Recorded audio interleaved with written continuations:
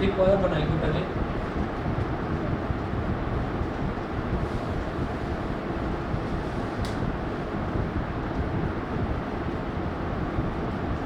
हमने ऐसे करके इस वायर को दिखा दिया कि ये वायर ऐसे आ रहा है और ये कितना करंट कैरी कर रहा है, आई करंट कैरी कर रहा है।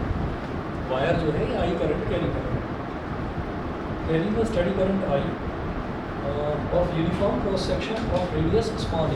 तो जो इसका क्रॉस सेक्शनल एरिया है वो यूनिफॉर्म है। यूनिफॉर्म का मतलब है कि ऐसा नहीं है कि कहीं से तो ये थिक है और कहीं से थिक है, ऐसा नहीं है, यूनिफॉर्म है।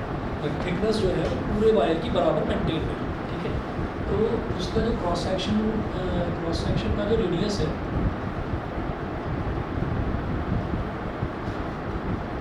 वो स्मॉल ए दे रखा है।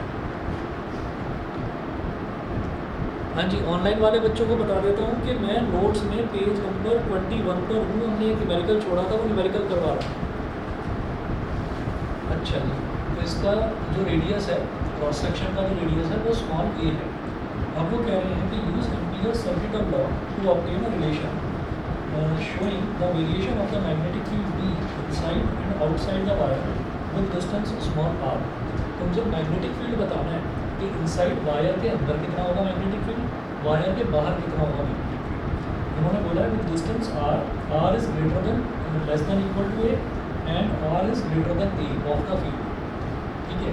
तो हम ये कहेंगे कि जब भी कभी कोई वायर है, जैसे मान लीजिए हमने इसको वायर को ऐसे टेढ़ा दिखा दिया, तो ये कोई भी अगर वायर है तो उस वायर के चारों तरफ, जैसे वायर इस तरीके से, तो वायर के चारों तरफ मैग्नेटिक फील्ड का डायरेक्शन इस तरीके से बनता है ना, लूप बनाता है।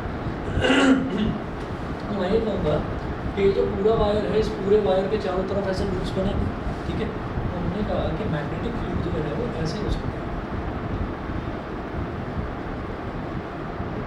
इस तरीके से लूप बनेगा मैग्नेटिक फील्ड का, ठीक है। तो ये टेढ़ा वायर क्यों बनाया ये अब आप समझ गए होंगे। ये इसी वजह से बनाया है कि अगर सीधा वायर बनाते तो हम पीछे तक का पूरा रूप ढंग से दिखा नहीं पाते, ऐसे बनाते तो भी पीछे वाला नहीं दिखा पाते।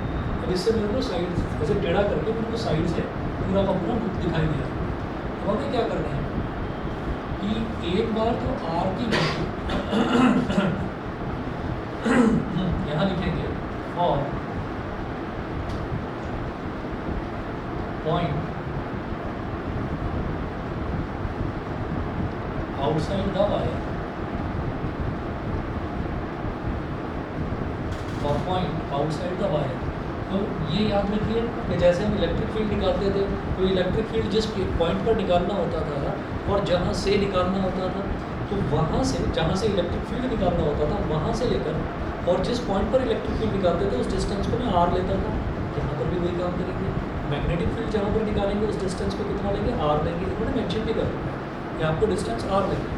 तो मैं और पॉइंट आउटसाइड द वायर, ठीक है। फिर पॉइंट्स आउटसाइड द वायर ये लिखना चाहिए कि किसी भी पॉइंट पर निकालेंगे यूनिफॉर्म करंट है तो उसके लिए जो कल मैग्नेटिक फील्ड है वो भी यूनिफॉर्म ही प्रोड्यूस होगा। तो हम ये कहेंगे कि ये डिस्टेंस हो गया आर, यहाँ से लेकर और यहाँ तक डिस्टेंस हो गया आर। तो यहाँ ब्रैकेट में मेंशन कर दीजिए कि are is greater than A. R जो है इसके आर जो है इस वायर का जो एरिया ऑफ क्रॉस सेक्शन है उससे बड़ा है, ठीक है ना। एरिया ऑफ क्रॉस सेक्शन करो, sorry radius of cross section से बड़ा है। अच्छा जी, तो R is greater than A. तो हम ये कहेंगे कि एज पर मैंने बोला Ampere circuit of law use करना है।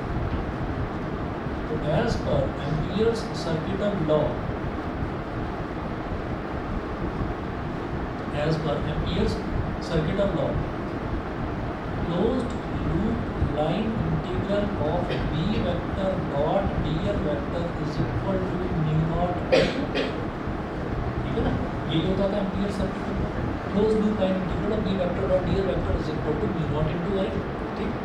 अच्छा, बी के साथ क्या लिखा हुआ है, एल। बी के साथ लिखा हुआ है एल, यानी कि मैग्नेटिक फील्ड जो है मतलब इंटीग्रेशन के बाहर आ गया, ठीक है। तो हम ये कहेंगे कि यहाँ पर B is uniform या constant,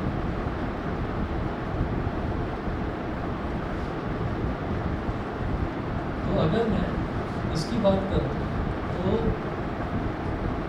ये हो जाएगा मेरे पास b और इंटीग्रेशन ऑफ dl वेक्टर, ये हो जाएगा b into l, where l is length of the loop, length of the loop। यहाँ तक समझ गए? हाँ जी, लूप की लेंथ कितनी है? r है ना ये, तो लूप की लेंथ कितनी हो जाएगी? 2 पाई r। ये जो लूप हम बनाते हैं ना, याद करिए इलेक्ट्रिक फील्ड में हम क्या करते थे, गॉसियन सरफेस बनाते थे। यहाँ क्या बनाते हैं, एम्पीरियन लूप बनाते हैं। तो एम्पीरियन लूप की लेंथ कितनी हो जाएगी? 2 पाई r, b इंटू 2 पाई r, ये हो गया, ठीक है। So equation 1 becomes b into 2 pi r is equal to mu naught I, as entire current। अब ये जो लाइन लिख रहा हूँ ना, हो सकता है सर के ऊपर से चली जाए, लेकिन 5 मिनट बाद समझ में आएगी। बस ये लिख लीजिए, as entire current is enclosed in the loop। अभी बस लिख लीजिए इसे, as entire current is enclosed in the loop। कि पूरा का पूरा जो करंट है, पूरा का पूरा जो करंट है वो इस लूप के अंदर ही है, ठीक है। तो यहाँ से हमारा जो टारगेट है, हम मैग्नेटिक फील्ड निकालना चाहते हैं। B is equal to mu naught I upon 2 pi r। अभी तो ये हो गया b की value, mu naught I upon 2 pi r। लेकिन इसको लिखोगे किस तरह से, ऐसे लिखना, b is equal to mu naught I upon 2 pi into 1 upon r, ठीक है। इसको बोल दो इक्वेशन नंबर 2, ठीक है। इससे क्या समझ में आ रहा है कि जो हमारा मैग्नेटिक फील्ड है, क्योंकि इन्होंने कोई आंसर वगैरह निकालने के लिए नहीं बोला इसमें फर्स्ट पार्ट में, ये क्या बोल रहे हैं हमसे, ये कह रहे हैं कि use Ampere circuit law to obtain a relation showing the variation of the magnetic field inside and outside the wire with distance r less than a and r greater than a of the field coil from the center of its cross section। तो ये जो cross section है, इसके centre से हमको वो distance लेना है। तो बोला है autograph showing the variation of field B with distance r। तो B का r के साथ जो वेरिएशन है उसका ग्राफ बनाना है। तो यहाँ लिख देंगे B is inversely proportional to r। कुछ अजीब सी स्मेल आ रही है ना, वही चुभ रही है गले में, आ रही है, कुछ जलेगी सी स्मेल।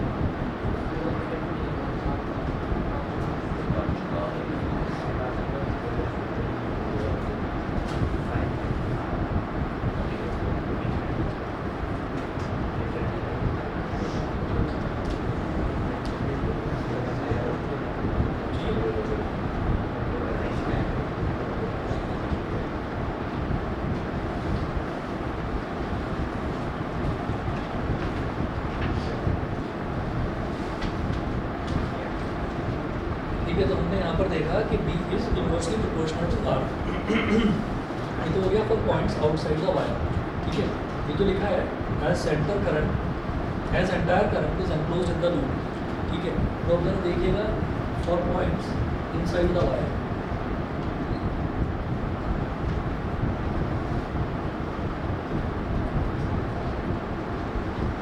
इनसाइड द वायर,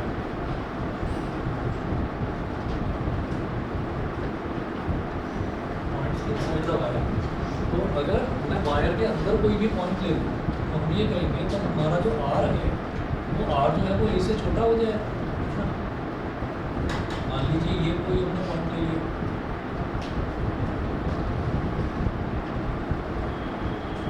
और this point R is less than A, ये हो गया for points inside the wire,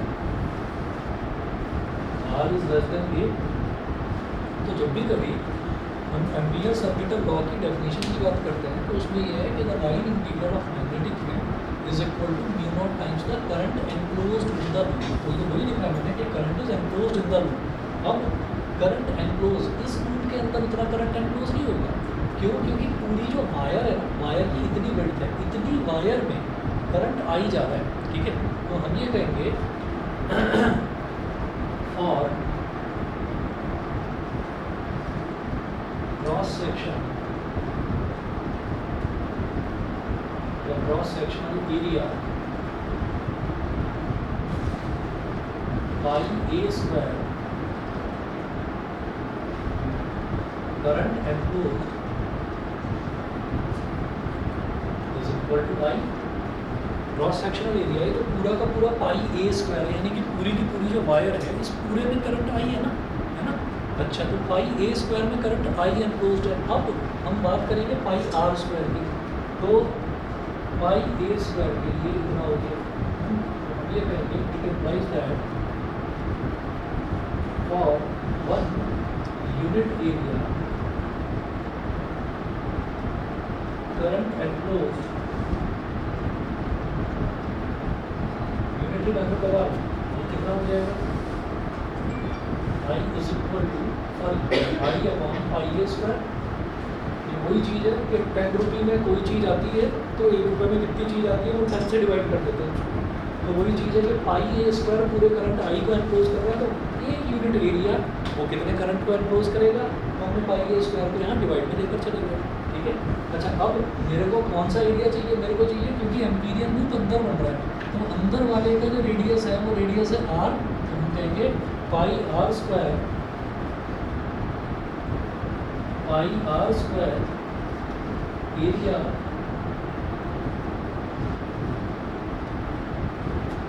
will enclose current, कितना करंट एनक्लोज करेगा अपने अंदर, पाई ए स्क्वायर ने पूरा आई एनक्लोज कर रखा था, तो 1 यूनिट एरिया ने कितना करंट एनक्लोज करा, आई अपॉन पाई ए स्क्वायर। तो पाई आर स्क्वायर वो कितना एनक्लोज करेगा, पाई आर स्क्वायर से मल्टीप्लाई कर देंगे, 1 वाले को पाई आर स्क्वायर से मल्टीप्लाई कर I upon pi A square into pi r square is equal to I dash, bracket को लिख दीजिए सेक के, ऐसा हमने मान लिया, ठीक है। ये वही चीज़ है कि भाई 1 रुपये में कोई चीज़ कितनी आती है तो 50 रुपये में कितनी आती है, तो जो 1 रुपये में जो भी चीज़ आ रही थी उसमें 50 मल्टीप्लाई कर दिया ना, ठीक है। तो पाई आर स्क्वायर मल्टीप्लाई कर दिया, अभी इससे होगा क्या, इससे यहाँ पर ये पाई से पाई कैंसिल आउट हो जाएगा, ठीक है। तो हमारा ये जो अंदर वाला जो लूप बन रहा है, जो वायर के अंदर लूप बन रहा है, इसमें क्या होगा, इसमें करंट एनक्लोज कितना हो जाएगा, आई डैश, तो I dash is equal to I are square upon A square, I dash is equal to I are square upon A square. बताइए जी, क्लियर है इतना, ठीक है। अब इसके बाद मैं आगे चलूँगा। therefore for points inside the wire, for points inside the wire,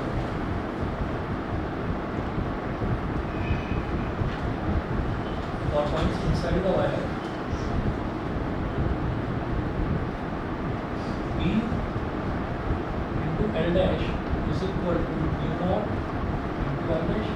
ठीक है, मैं वापस से ये नहीं लिख रहा, मैं सीधा कर रहा हूँ B into L dash is equal to B naught into I dash.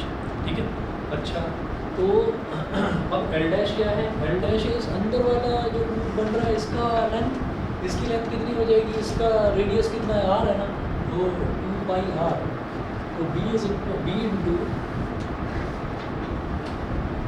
2 pi r is equal to mu not into I dash की वैल्यू आई आर स्क्वायर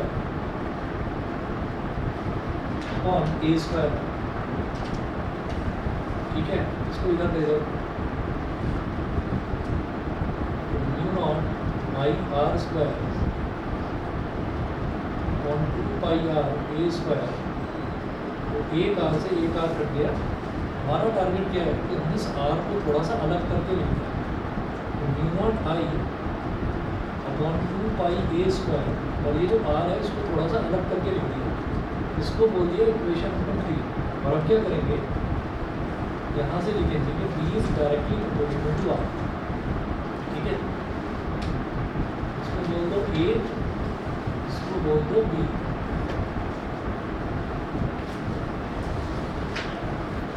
यहाँ तक बताइए क्लियर है, ये दिखाई दे रहा है कि वो आर जो है वो न्यूमरेटर में यानी कि डायरेक्टली प्रोपोर्शनल है। ठीक है, तो अब यहाँ तक अगर सभी को क्लियर है तो बता दीजिए।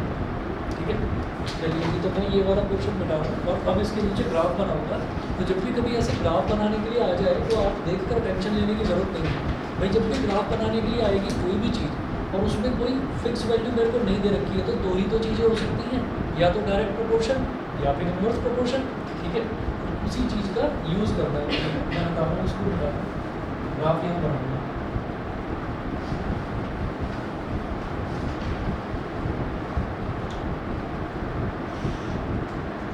हमको ग्राफ कैसे बनाना है, बी और आर के रिस्पेक्ट में। देखिए लास्ट में लिखा हुआ है यहाँ पर कि plot a graph showing the variation of field B with distance R. तो फील्ड बी, तो जो बी है, बी को तो ले लो वाई एक्सिस पर, बी को तो ले लो वाई एक्सिस पर। ठीक है, और एक्स एक्सिस पर ले लीजिए आर, बी को वाई एक्सिस पर ले लिया, एक्स एक्सिस पर आर को ले लिया। ठीक है, अच्छा अब जरा ये देखिएगा कि यहाँ बीच में मैं एक पॉइंट ले लेता हूँ। मुझे कोई चीज़ नहीं दे रखी इस क्वेश्चन में, बस एक चीज़ दे रखी है, ए दे रखा है, रेडियस दे रखा है ए। तो यहाँ पर ए यहाँ ले लेता हूँ,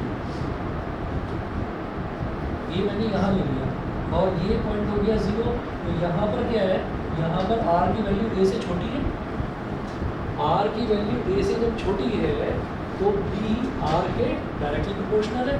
तो एक काम करिए, और बी की वैल्यू क्या है, फिक्स है। ठीक है, आपने क्या करा, आपने बी यहाँ पर मान कर दिया, तो बी की ये मैक्सिमम वैल्यू। तो हमने ये कहा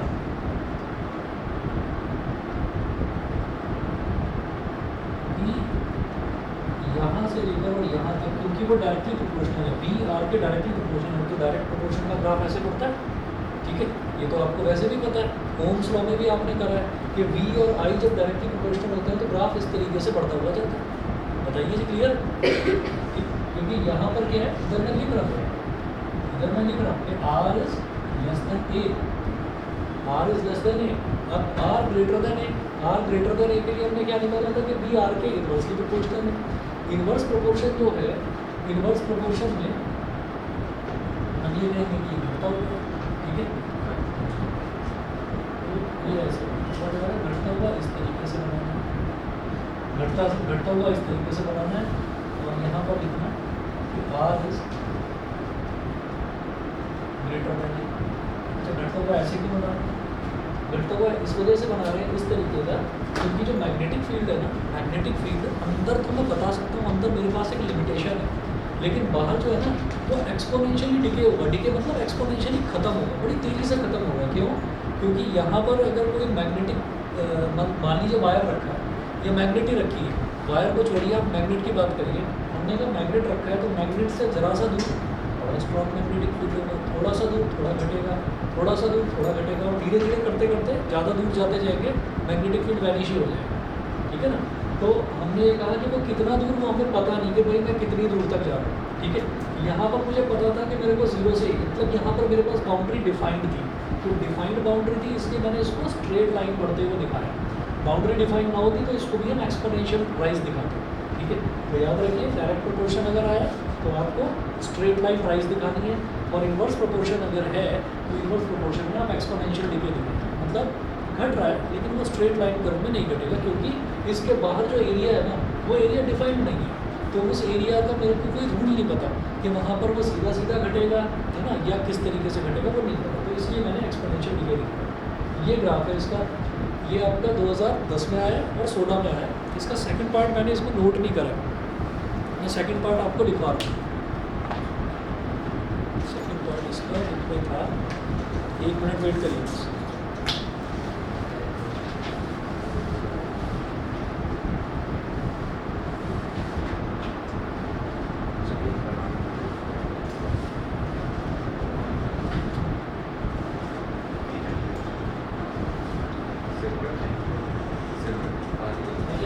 कुछ 6 हो गए मेरे से नोट्स अभी बन गए, बाकी बच्चों को और करूँगा, अभी आप लोग ले लो।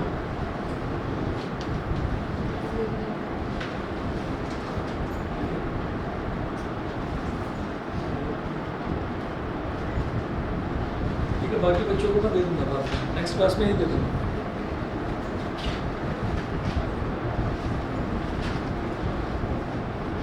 चौथे और 5वें चैप्टर में इसको। हाँ जी, अगला आगे इसका सेकंड पार्ट है, ज़्यादा बड़ा नहीं है लेकिन इसी से रिलेटेड है, वो लिख लीजिएगा।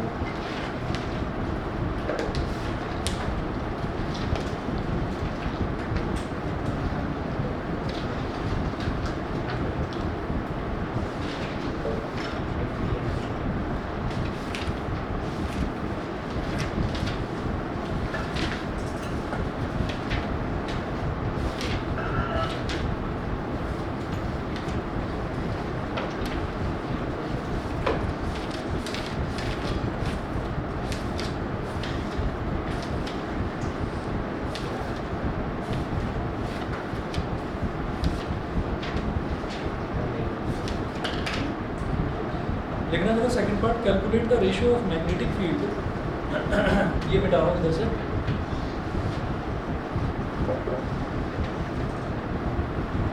ये तो फर्स्ट का आंसर हो गया ये graph.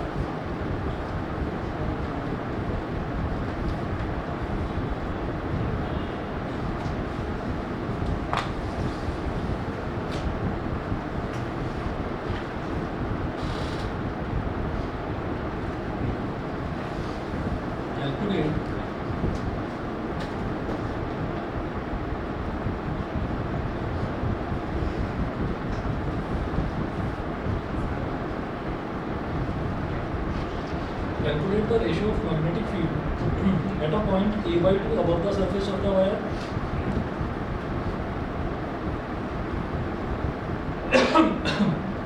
At a point A/2 above the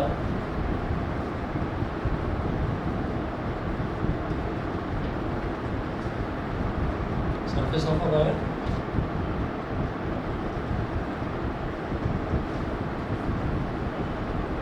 That at a point A/2, that at a point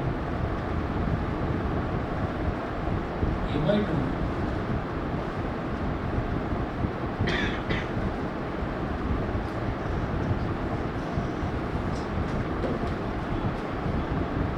below its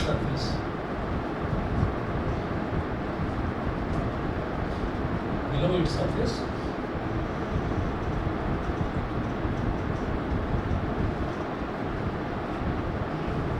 what is the maximum value of the field of this wire? What is the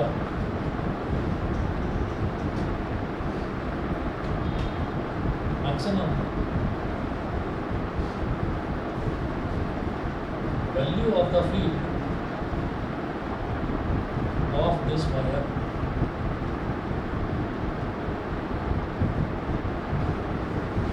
Of this wire.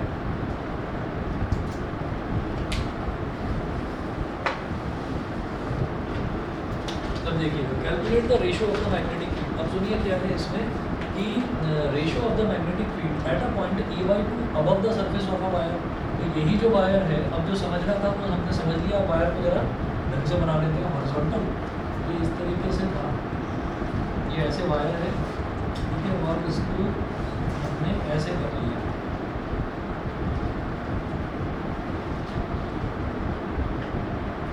ये हमारे पास जो इसका radius है ए, radius है ए।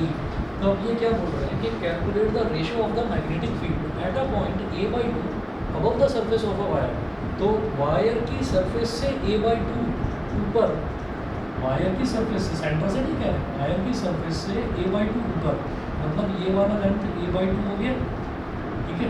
वो कह रहे हैं कि एक तो ये मैग्नेटिक फील्ड निकालना है, तो इस वाले पॉइंट को बोल दीजिए P, इस पॉइंट को P बोल दीजिए, ये मैग्नेटिक फील्ड निकालना है। दूसरा above the surface of the wire to that at a point A/2 below its surface। below its surface का मतलब क्या है कि इस पॉइंट पर, तो इस पॉइंट को क्यों बोल दीजिए, ये वाला A/2 ये हो गया, यहाँ से लेकर यहाँ तक वाला भी जो डिस्टेंस है ये भी A/2 हो गया, ठीक है। इस पॉइंट को क्यों बोल दीजिए। तो वो कह रहे हैं कि एक तो P पॉइंट पर आप निकालें मैग्नेटिक फील्ड, एक Q पॉइंट पर निकालें मैग्नेटिक फील्ड, और दोनों का रेशियो निकालें, ठीक है ना। BP/PQ निकालना है, नहीं समझे, क्लियर है। तो eight a point A/2 above the surface of a wire, वहाँ पर मैग्नेटिक फील्ड निकालें। Eight a point A/2 below the surface, यानी कि अंदर, वायर के अंदर, below the surface of a wire. तो मैंने कहा ये जो डिस्टेंस है ये A/2 है। ऑनलाइन वालों को दिखाई दे रहा है, समझ में आ रहा है? नहीं? आदित्य, सोमेन, अनुष्का बता दीजिए। ठीक है, चलिए ठीक है। अब जरा देखिएगा, तो यहाँ पर मैंने करा BP, तो मैग्नेटिक फील्ड निकाल रहा हूँ एट पॉइंट P। ये क्यों, ये कैसे निकलेगा, क्योंकि ये जो पॉइंट है ना A/2 अबव द सरफेस, ये कहाँ है, ये बाहर है, ठीक है, ये बाहर है। और बाहर के लिए हमने क्या निकाला था, फॉर्मूला क्या निकाला था, B = μ0I/2π×1/r, ठीक है ना। तो लिखिएगा, ये क्या हो जाएगा, यहाँ लिखेंगे μ0I/2π×1/r। r क्या है, r सेंटर से डिस्टेंस, तो सेंटर से यहाँ तक का डिस्टेंस कितना है, A + A/2 क्या हो जाएगा, 3A/2, A + A/2 3A/2 होगा, ठीक है। तो ये हो जाएगा 1/r है ना, तो 1/A + A/2, 1 + A/A/2, और इसको कर लीजिए जरा सिंप्लीफाई। ये हो गया मेरे पास μ0I/2π × 1/3A/2। इधर 2 से तो 2 कट गया, ठीक है। तो ये जो BP है ये कितना आ गया,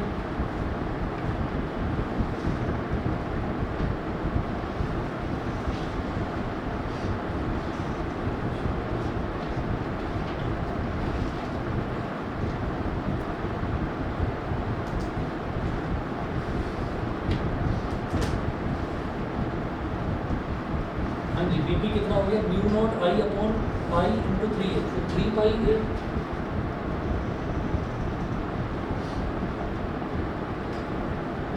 ये तो हो गया at a distance A/2 above the surface of the wire, ठीक है। अब इसी तरीके से क्या है कि to that at a point A/2, यानी कि PQ निकालना है तो PQ ये कहाँ पर है, वायर के अंदर, ये वायर के अंदर है। तो वायर के अंदर के लिए हमने क्या निकाला था, ये वाला फॉर्मूला लिया था, तो μ0I/2πA²। तो इसका सॉल्यूशन कर रहे हैं ना, यहाँ पर लिखते हैं ना, फ्रॉम इक्वेशन 2, रिवाइज करते हुए ध्यान रहेगा, ठीक है। जो स्कूल में भी एग्जाम होगा ना, स्कूल में भी ये क्वेश्चन दिया जा सकता है, क्योंकि एक तो अगर आप NCERT देखेंगे, NCERT में भी दे रखा है, NCERT का क्वेश्चन है, और 2010 में भी आया, 2016 में भी आया, तो पूछ सकते हैं μ0I/2πA², ये और ×r। अब r के नाम पर ये देखेंगे सेंटर से, अगर Q की बात करें तो सेंटर से तो इसका डिस्टेंस केवल A/2 है ना, तो A/2 लिख देंगे बस। μ0I/2πA² A/2, A से A कट गया, ये हो गया μ0I/2 × 4πA। बी क्यू, मेरे को d p upon d q ही निकालना था।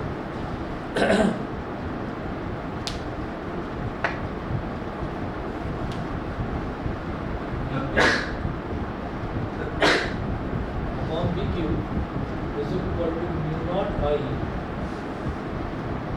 Upon 3 pi a upon mu not I upon 4 pi a. सबसे ऊपर वाला टर्म सबसे नीचे वाले से मल्टीप्लाई कर न्यूमरेटर में mu not I into 4 pi ए, बीच वाले टर्म्स आपस में मल्टीप्लाई होकर डिनोमिनेटर में mu not I into 3 pi ए, पाई ए से पाई ए गया, म्यू नॉट आई से म्यू नॉट आई गया, रिजल्ट क्या आ गया 4/3 4/3। ठीक है, ये तो इसका रिजल्ट है। उसके बाद इन्होंने इसी क्वेश्चन में लास्ट में क्या पूछा है, what is the maximum value of the field of this wire. ठीक है, तो ये जो फील्ड है मैग्नेटिक फील्ड की मैक्सिमम वैल्यू कितनी हो सकती है। हम ये कह रहे हैं कि जब वो आर से छोटा छोटा है ना, तो तब वो धीरे धीरे धीरे धीरे करके बढ़ता है। ठीक है, और जब वो आर से बड़ा हो जाता है तब वो धीरे धीरे करके घटता है। ठीक है, तो मैक्सिमम वैल्यू कहाँ पर आ रही है, जब आर की वैल्यू ए के इक्वल है। ठीक है, तो लिखिएगा maximum value of current, maximum value of magnetic field, maximum value of magnetic field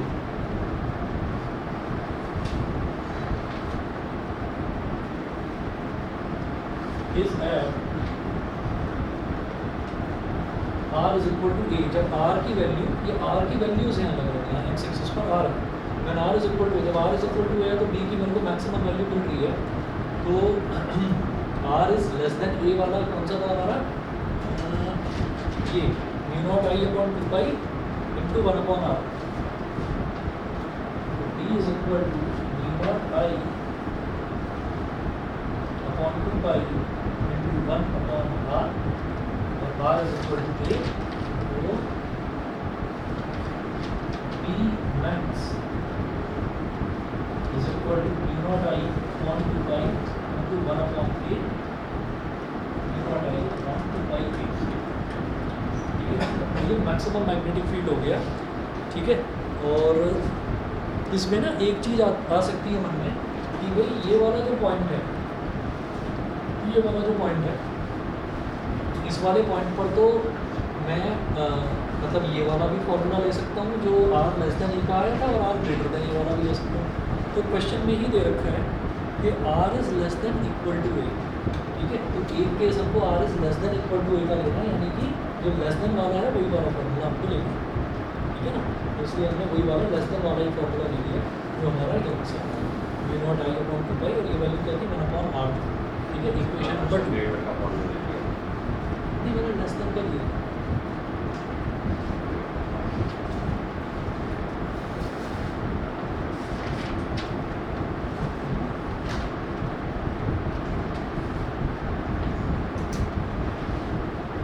ये तो था आर ए से बड़ा होना चाहिए ना। हाँ, गलत ये है क्या, आर ए से बड़ा होना चाहिए, छोटा होना चाहिए। r जो है वो एक एक पर होना चाहिए। कौन सा लेंगे, फॉर्मूला ये वाला ये लेस देन ए वाला ले लिया था मैंने फॉर्मूला। ये वाला फॉर्मूला कौन सा था, ये वाला है आर इज ग्रेटर देन है, ये वाला है आर इज लेस देन है। लेस देन, तो लेस देन ये वाले तो लिया है, सही तो लिया है। दोबारा पढ़ना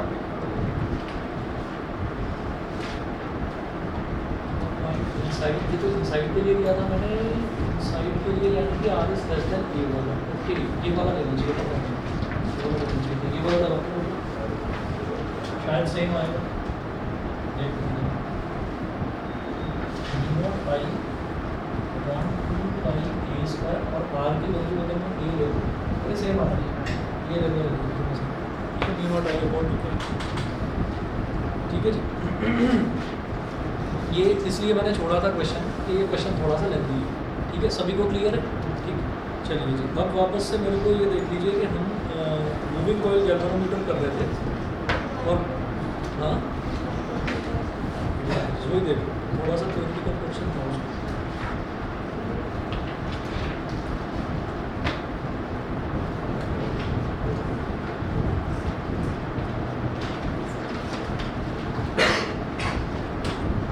current sensitivity, voltage sensitivity, factors, ये सब कुछ कर लिया था। अब जरा एडवांटेजेस देख लीजिए मूविंग कॉइल गैल्वेनोमीटर के।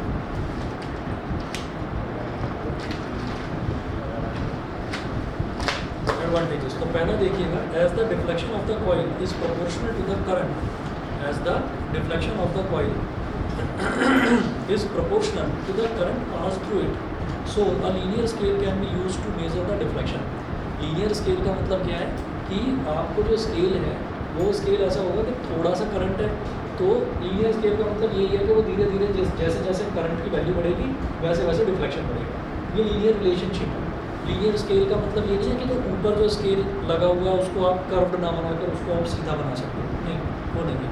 लीनियर स्केल का मतलब ये है कि हम लीनियरली एक रिलेशनशिप एस्टैब्लिश कर सकते हैं दोनों के बीच में।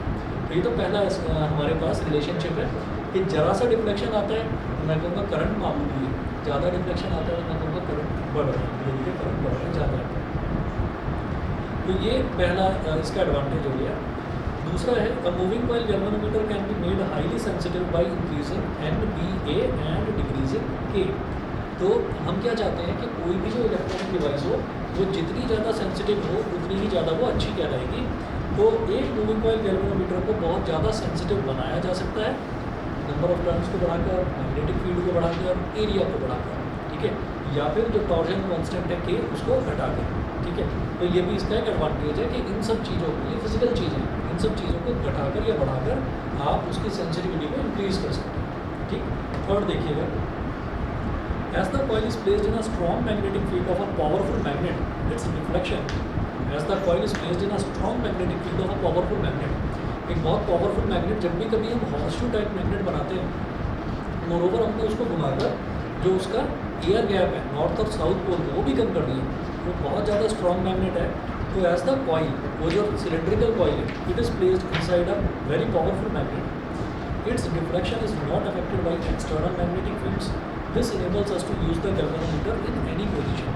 यानी कि अगर बाहर भी कोई मैग्नेटिक फील्ड होगा ना तो उस मैग्नेटिक फील्ड से कोई फ़र्क नहीं पड़ने वाला, क्योंकि अंदर का मैग्नेटिक फील्ड बहुत स्ट्रॉन्ग है, ठीक।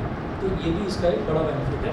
नहीं तो पता चला कि मेज़र तो कर रहे हैं करंट किसी और डिवाइस का, ठीक है, और बाहर किसी मैग्नेटिक फील्ड में रखा और डिफ्लेक्शन कुछ दिखाई नहीं रहा, ठीक है, डिफ्लेक्शन कुछ दिखाई नहीं रहा, अगले ने छू लिया वायर, पता चला कि हो गया काम कि यार ये कैसा गैल्वेनोमीटर था, इसने तो दिखाया था कि डिफ्लेक्शन हो नहीं रहा, करंट है नहीं। तो हैवल्स का जो ऐड दिखाते हैं, वो किसी ने बेल बजा उसके बाल खड़े हो जाए, किसी ने करंट, यही दिखाते हैं फिल्मों में या टीवी में। पता नहीं है कि करंट लगता है तो क्या हाल होता है। Fourth, as the coil is bound over a metallic frame, the eddy currents produced in the frame bring the coil to rest quickly.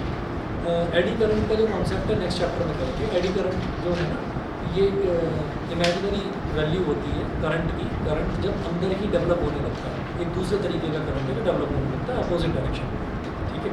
तो वो जो एडी करंट है वो उसको क्विकली रेस्ट में भी ले आता है पॉइंटर को। जब पॉइंटर आगे जाता है तो जैसे ही आप डिवाइस से उसका कनेक्शन हटाते हैं तो वापस एडी करंट, मैं डिटेल में नेक्स्ट चैप्टर में कराऊंगा। एडी करंट में ये होता है कि करंट प्रोड्यूस होता है मैग्नेटिक फील्ड की वजह से, कई बार मैग्नेटिक फील्ड की वजह से, या फिर हमने कोई वोल्टेज बैटरी लगा दी तो वो करंट डिलीवर करने लगती है बैटरी। तो ऐसा होता है कि एक दूसरा करंट भी अंदर ही डेवलप होने लगता है और वो उसी को अपोज करता है जिसने उसको प्रोड्यूस करा। लेंस लॉ शायद आपने करा होगा, जिस थाली में खाया उसी में छेद करता है, तो जिसने उसको प्रोड्यूस करा है उसी को अपोज करने लगता है, ठीक है। तो जिसने उसको प्रोड्यूस करा करंट को, तो ऐसा करंट जो उसको अपोज करने लगता है उसको हम एडी करंट बोलते हैं। मैं इसको डिटेल में कराऊंगा, बड़ा इंटरेस्टिंग है कॉन्सेप्ट।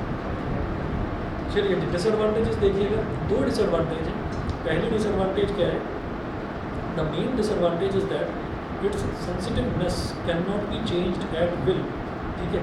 तो पहली डिसएडवांटेज ये है कि इसकी सेंसिटिवनेस या सेंसिटिविटी वो अपनी इच्छा पर हम चेंज नहीं कर सकते, हमको उसको खोलना पड़ेगा, उसको खोलना पड़ेगा, तभी तो नंबर ऑफ टर्न्स बढ़ाओगे, ठीक है, तभी तो एरिया ऑफ क्रॉस सेक्शन बढ़ाओगे। आपको वो सिलेंडर निकाल कर वो सिलेंडर ही बदलना पड़ेगा, तभी तो एरिया ऑफ क्रॉस सेक्शन बढ़ेगा। तो एट विल के बाहर ही कोई नॉब लगा हुआ हो और आप कहो कि चल भाई ज़्यादा सेंसिटिव हो जाए, चल भाई कम सेंसिटिव हो जाए, तो ऐसी कोई नॉब नहीं लगेगी, पहली डिसएडवांटेज। दूसरी, all types of moving coil galvanometers are easily damaged by overloading. A current greater than that which the instrument is intended to measure will burn out its hair springs or suspension. तो जितने भी type के moving coil galvanometer हैं, अगर overloading हो जाती है तो वो जल्दी से डैमेज हो जाता है, ठीक है। तो ये इसकी दो डिसएडवांटेजेस थी, इतना कर लीजिए। इसके बाद फिर न्यूमेरिकल्स हैं और कन्वर्जन, दो टॉपिक बचे हैं, ठीक है। करवाता हूँ आपको नेक्स्ट क्लास में। आज हम